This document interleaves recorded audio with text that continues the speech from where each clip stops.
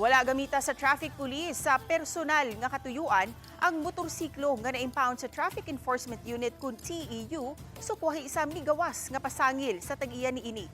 Kini ang migawas nga resulta sa investigasyon sa Cebu City Police Office nga mipakita og CCTV footage sa pagbalhin sa motor gikan sa TEU ngadto sa CCPO headquarters. Ani ang report ni Alan Domingo.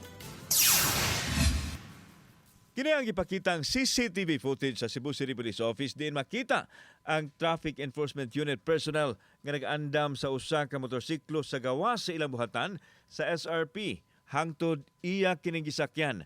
Sa kuha sa CCTV, alas 10:20 ang pagkuha nini apan nakabutang sa lagbok alas 10:27 na sa buntag. Nakuha usab sa CCTV ang pag-abot sa TEU personnel sakay sa motorsiklo sa Cebu City Police Office Headquarters sa Gorordo Avenue alas 10:49 sa buntag ug nalagbok alas 10:51 sa buntag.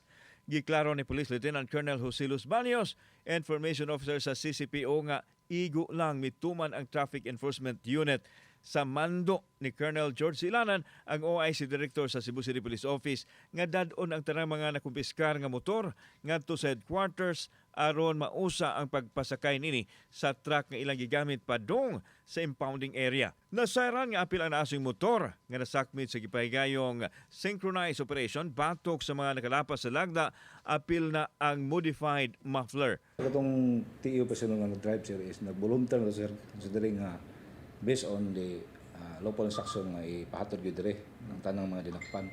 Pinaka-shortest available route passing El Pardo Bistel Street and Bacalso Avenue, Osmeña Boulevard, then Arlandon Street, then Dihaco Salim Street, then Raman Street going to Maximum Avenue, to Gorordo Avenue. Kini ang resulta sa investigasyon nga gimando ni Colonel Ilanan human nag-viral ang litrato sa usa ka traffic police nga nagmaniho sa motorsiklo nga nasakmit. Kini human mireklamo usab ang tag-iya sa motor nga gigamit ang iyahang butang bisan og na-impound kini. Gidugang sa tigpamaba sa CCPO nga igo lang nagtuman sa serbisyo ang TEU personnel dihang gisakyan ang motor pagbalhin sa headquarter. Gawas pa naka-uniforme kini ug niabot siya sa iyahang destinasyon sulod lang sa 22 minutos. Diin nagpakita lang nga trabaho lang ang iyang gihimo. Nahimong eye-opener sa mo nga incident sir. Sa next nga mga concert operation, because this is a series of operation ang gihimo. Iabuhi na ginato ang concert. Iabuhi na namo ang kanangyan ang mga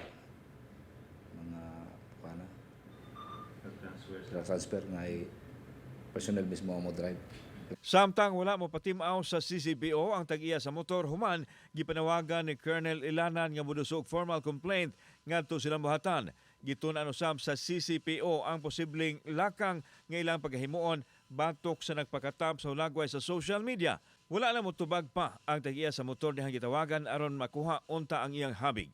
Kaoban si Clover Lumayag, ako si Alan Domingo. Balitang Bisdak.